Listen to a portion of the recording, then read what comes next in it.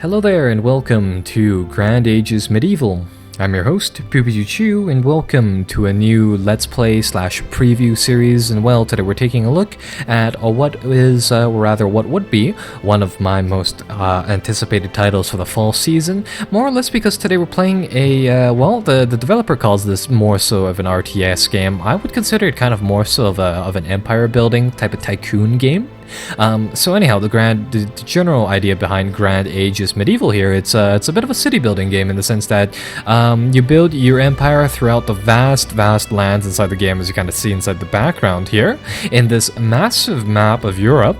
And as you kind of do that, along the way you can raise forces, kind of develop trade and production and research tech as you kind of go along through here.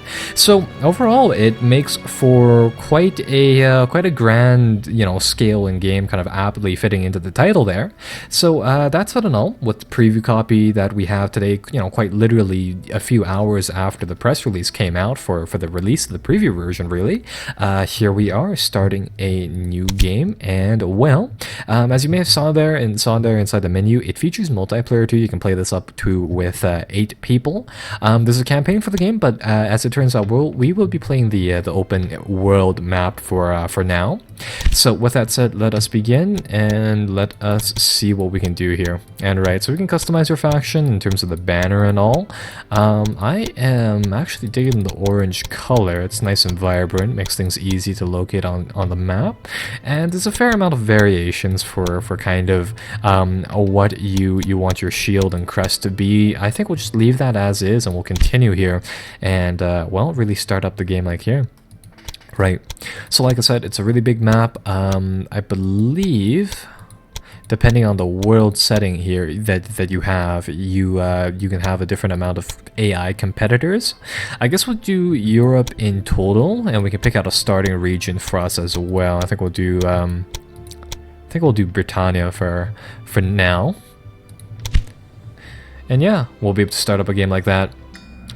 Right, I didn't show you guys the detailed customize panel right there, but there are a few more options in the sense that you can choose, say, for example, technology or some fine details about, say, how exactly tech works, and I think how fast the game plays. But anyhow, here we are. We are inside the world of Grand Ages Medieval. It is the year 1050, week 16, as odd as that is. And, well, we can begin our journey into this world, if you will. And as you can see here, it is just absolutely huge. So it is, in my definition at least, a city building game at its core. So let's take a look at London over here and what we can do, kind of expanding from our humble little town for now. Right, so you can see some of the town villagers and all kind of working away here. And later on, what is especially neat is kind of seeing the world kind of unveil around, these individual settlements. Unfortunately, right now, just given the fact that, a lot of the stuff is hidden inside the fog of war. We can't see that right now, but later on, of course, we'll be able to see that. And taking a look at our town, looks like we have a nice little marketplace. We have some sheep being raised over here. Have from the looks of some sort of I want to say apple farm or pomegranate thing over here. Some grain, and yeah, that is our starting town at a glance. So what we can do inside these towns is that, talking a little bit about how the game generally goes, is that, of course, early on inside the game, you kind of want to expand. Each and every single town has a certain amount of workers kind of working away over here. Depending upon the town's circumstances and kind of what goods it has access to, the prosperity level of the town here will change from the 4 little pips over here. And as soon as we get a trader working inside the town, we should see an increase in prosperity right there. Your towns can produce 5 different things. You can kind of configure production from here, and as of the current, there are 20 goods that you can kind of produce, and there's also a fair amount of side buildings that you can build here as well. And of course, kind of coming from that, you have your production here of those 5 goods, and also the trading mechanics behind kind of what goods are kind of in favor right now, what the prices are, and stuff like that. So yeah, it is quite a it's quite an interesting, albeit slightly simplistic trading and producing type of deal right here. But anyhow, let's take a look at what we can do to expand our humble empire. And as odd as it is, I mean, inside this game, there's actually no factions per se. There's yeah, your empire and your 8 competitors, but there aren't necessarily any nations. So, clicking outside these different kind of resources, what we have are different businesses that we can increase inside our towns. And currently, we start out with one in lumber, in terms of lumber production, one brickyard for bricks, one I would imagine farm for grain, and one farm for fruit, and a wool grower, as odd as that sounds, right here. So, as you may have noticed down here, each building has a different building cost. It'll also take some time, and it'll also take some cash to build. Currently, I want to build another place to produce lumber and one more brickyard for now, so we'll key in those. And gradually what will happen is that as trade goes on later inside the game, early for now, everyone has a lumberyard and a brickyard. Gradually your city will build the building materials required and get those buildings produced. So, now the bad thing is that has to happen when we're on the main map over here. I can speed up the game to or ×3 real time like that, or I can hold down the space button to make it fast forward at 10 times the speed. And gradually what will happen is that those buildings will be built. And gradually as the town expands, the town over here on the map will actually change as well and gradually become bigger.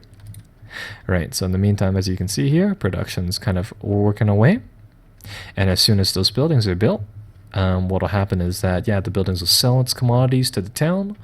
Traders can produce or buy the commodities as well. And as the traders kind of shift resources from different places, they'll be able to sell them for higher profit for you, or, for whoever really comes about. And gradually what you'll see here is that each business, at least the ones that I've seen, require about 25 people to work. And how it works is that, yeah, your town has a general population of workers, of free workers, if you will. Those will gradually fill up as people kind of immigrate to your towns and all that. And your towns, of course, in that sense, will gradually grow as well. And yeah, it's a nice, cute little game like that. So, going from here, I mean, honestly, early inside the game, there's only a few things that we had to worry about, in the sense that I would probably want to buy a trader to get trade settled. Probably want to buy a settler to expand our presence to a second city, and we'll probably need a building squad to build some roads and all that, because traders use roads, so we'll get those set up. Right, so in the meantime, what we can do here is that we can play around with this absurdly fast unit right over here, the Scout, which has the added ability to, cross the ferry over here, but in addition to that, scout out the lands of Europe for us over here. And as we do that, we can uncover, special events, things like this. So, for example, a shipwreck. Get on with it. We can approach this, so we can visit it. And from the looks of it, we can find about 15 grand lying around. And yeah. And hey, would you look at that? We found a crossing. I want to see. Yeah, this goes across to Ireland over here. Yeah. As I see it, my offer... Almost there. And overall, I mean, what you'll gradually do inside this game is that you can kind of we're practically there. Explore, kind of expand into all of these areas along the map. Nearby. And as you do this, I mean, you'll start meeting different AI players. In multiplayer, of course, you start meeting some of your competitors, of course.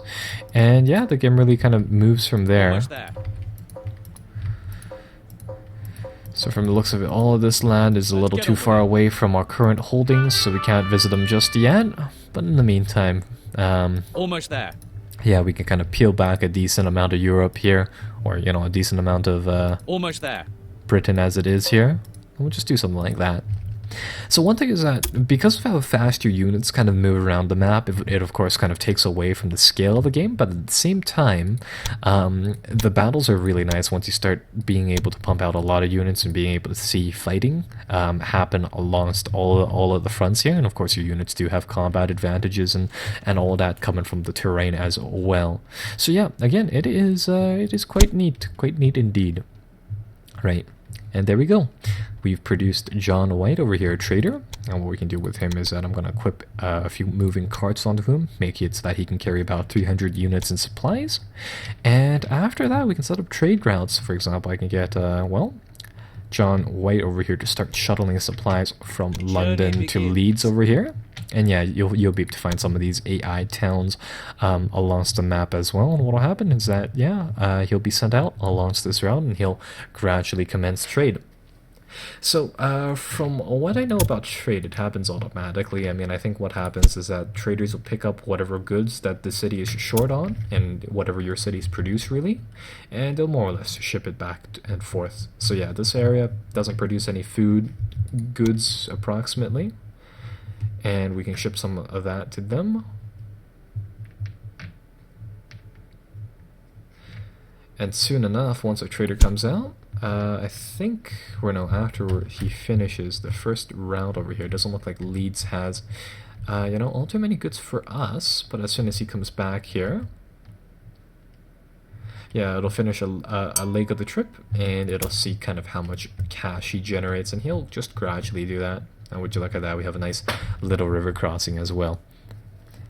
So yeah, that is the game at a glance. Yeah, trade would gradually happen like that. And from the looks of things, over at Leeds over here, they have a brewery, which requires grain.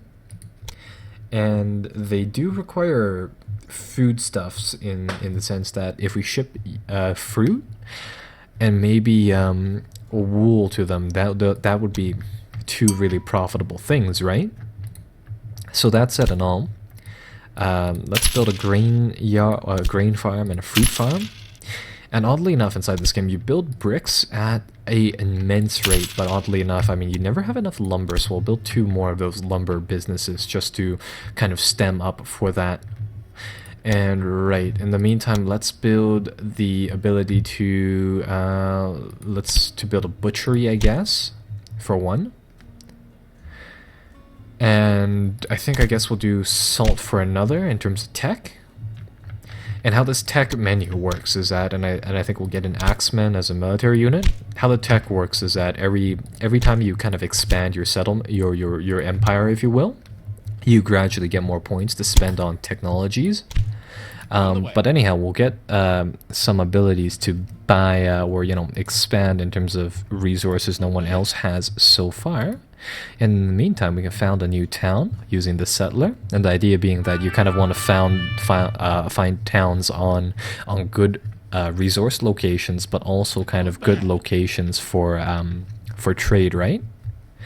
And as you can see here inside the submenu, different locations you can trade with different goods, and I'm looking for fish, salt, mostly those two, so we'll build a town right here, actually. Right, so let's found Bristol over here, and Bristol is in the works. Kind of see the bare bones of the town. Get it to produce food, fish. We already have most of the other goods, so I think we'll get it to produce grain and fruits next, because grain, I mean, you can convert it into some other stuff. And I guess in the meantime, I guess we'll produce wool as well. Get those set up. And, well, build one of each inside the town, right? And, well, we can get this town set up in no time. So constructing roads is up next. It's fairly simple in the sense that you place down a road from wherever, really, to wherever you want to build it to. And then afterwards you can kind of, yeah, you can link it up to the road network like such.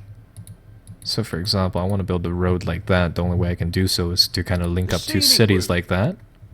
But anyhow, it works decently well, and afterwards we can get our construction building squad here to upgrade a few different roads, and as they upgrade these roads, traders will be able to progress upon them slightly faster, which is quite nice. Speaking of which, we'll get a second trader, and we'll get another set, and then we'll upgrade this settler so that he visits all 3 locations and gets trade going like that. Right, so let's see what happens. Let's see what happens. He's currently generating a minor amount of profits for us, doing whatever he's doing right now. Yeah, afterwards, it looks like he's shipping a lot of construction materials. And as you may have noticed, we have 4 green pips instead of 3 now, and this is because the trade is starting to fulfill a lot of the needs. And gradually, yeah, the traders are fairly intelligent. I mean, they'll ship whatever is valuable across. Like for now, he'll start to ship bricks, drop off a ton of those. And I don't know if you can tell the change all too well here, but yeah, they're making a gravel road slightly less or slightly more rock than mud, I guess. Yep, so that'll gradually expand Bristol. The thing being is that I don't know. Looks like they are really short on logs more so than bricks. As I see it, you will live. So yeah, that'll gradually happen. And later on, we'll be able to establish kind of more elaborate trade routes. And really, the game just kind of goes from there. Right. So in the meantime, I would build a settler, but I think we need some more resources before we need to kind of build up our towns before so. Because as it is currently, we're kind of running low on building materials as is, but be rest assured, we'll get that set up later on. Right. Almost there. And in the meantime, it might be time to send our scout forwards to do some diplomacy within the lands. So what we can do here is that we can come to Glasgow over here, take a look at what they're producing. Looks like they're producing metal wares, which is quite nice because that gives us a outlet for metal. Greetings. Let us finally get to know each other. What do you have to offer me? Right, and we can talk to them. And we can do some trade with them. And typically I've been able to do What do you have to offer me? trade with people for 500 for about 5,000 gold, really, Count yourself lucky that to get the trade agreement set up. We're practically there. And afterwards, what I want to do here is I want to start shuttling, yeah, again, more or less playing the eco game and getting the goods that people need to these different settlements.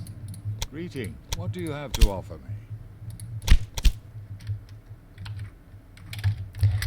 Try to negotiate here, see whether or not they'll pay about 4,000 gold, or us paying 400 gold for these trade agreements. But once we get those set up, gradually as time kind of goes on, what we'll be able to do, perfect, we need more trade, or we need more metal building materials right here. But yeah, gradually as we kind of expand the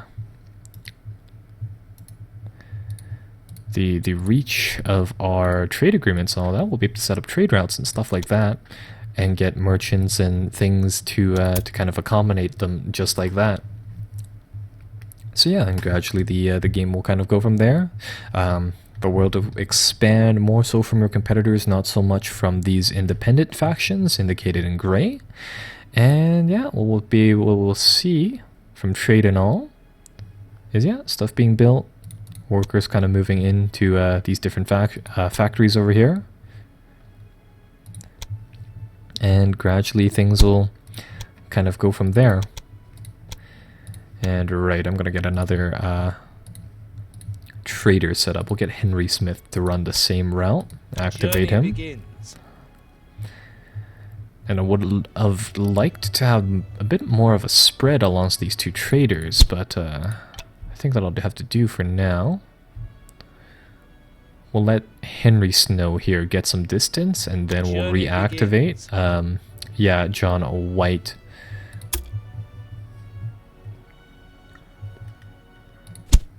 Right, so there you have it. The basics of the game are kind of set up like this.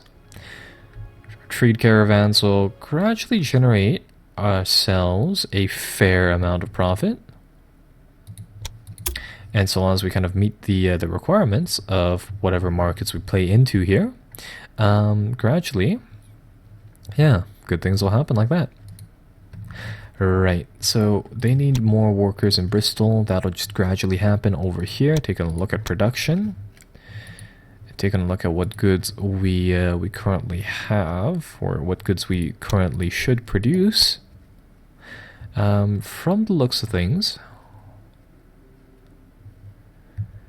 you know what, fruit is still selling pretty well, at least in Leeds. No problem.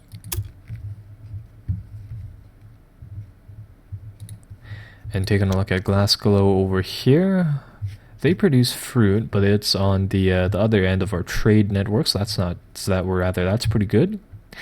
Later on, we do want to produce salt and metals for them, so we'll hopefully see that in a bit. And taking a look at Dublin with our trader over here, they could use some wine, which is a pretty easy trade good to produce. We're also producing some wool, so we can trade that with them. They have an abundance of fruit, which kind of worries me because, of course, that impacts our trade routes down south, but they also need salt. So yeah, we can kind of meet those requirements. What is the third thing we produce here? We produce grain, fruit, and wool.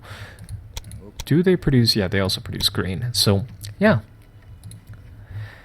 So from the looks of things, it looks like developing Bristol here would be maybe one of our objectives, really. But the thing being that it is currently really, really healthy in terms of the trade going through there, so it's growing quite fast. That said and all, we don't have to do too much to kind of, you know, bother with them, really. So yeah, quite nice, quite nice. Right, and there we go. Looks like we filled up all of the manufactories over here, which is quite nice. And trade kind of continues like that. And it looks like they need lumber for the salt production to go through. But it's a good thing that we have a lot of salt being built inside the back ranks of our areas. So that's not too bad. In the meantime, I'm going to get them to focus on building some other things for now. And yeah, that'll carry the town forwards. In the meantime, we can build another settler, and we can get, well, more things built up like this.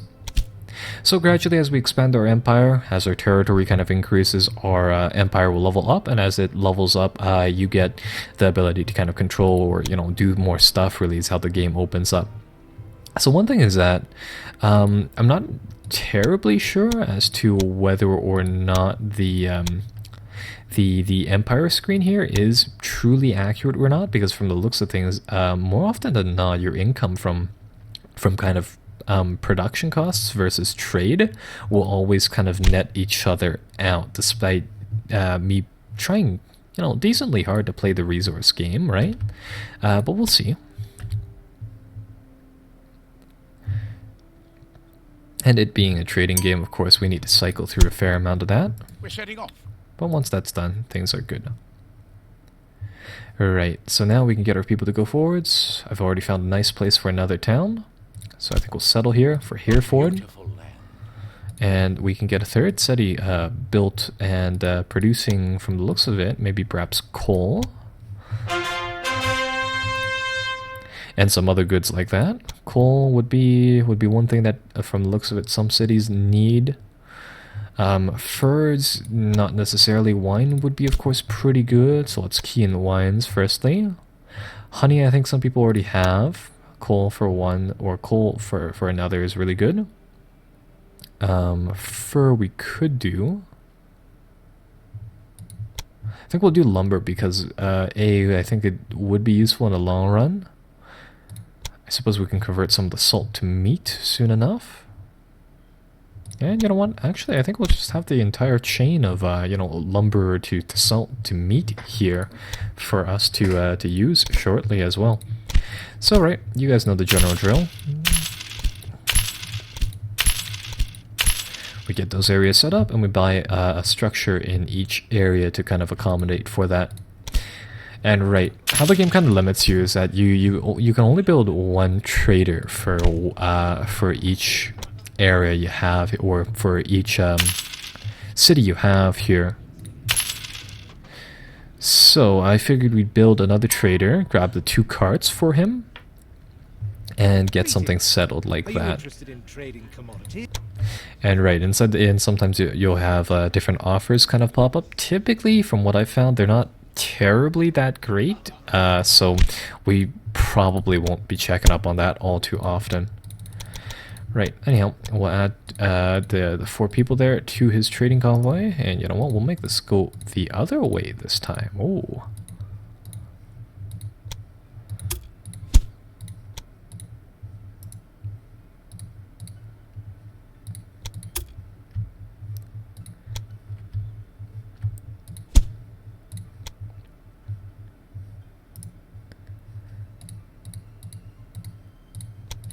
And there. Right, so again, that kind of finishes cycling our different goods around. Now, taking a look at this, I'm trying to figure out, well, what actually needs the metal goods here. Because it doesn't look like none of our construction or any of our buildings necessarily need those. Yeah, from the looks of things, most things do not need metal. Except for some passive use, which is fine.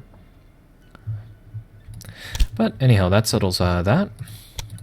And in the meantime, we can expand our, well, development from here, and we can level up some new things. So, right, so we can expand kind of more into military, more into infrastructure, and more into other things going from here on out.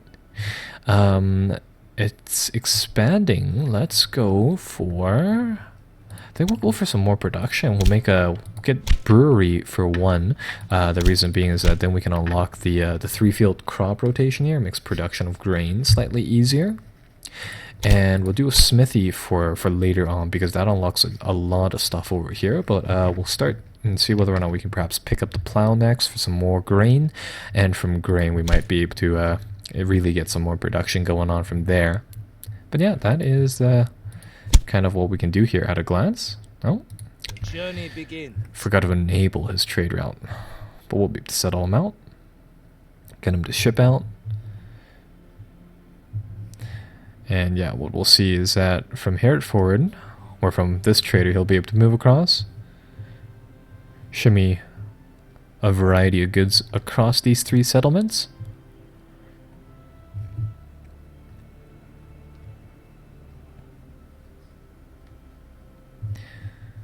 And ideally, this will hopefully generate a decent amount of cash for us here per round. Or no, actually that one generated negative cash. I'm guessing that's because, yeah, he carried a lot of goods that London probably needed.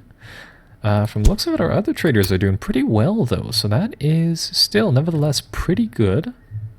And in the meantime, we can build up some minor portions of the settlements over here. So let's build up Bristol slightly. And let's build another winery, perhaps. And I suppose now that we have some time to expand, we'll build up, yeah, some other things right over here. And again, a really, really nice trade going on. Let's get on with it.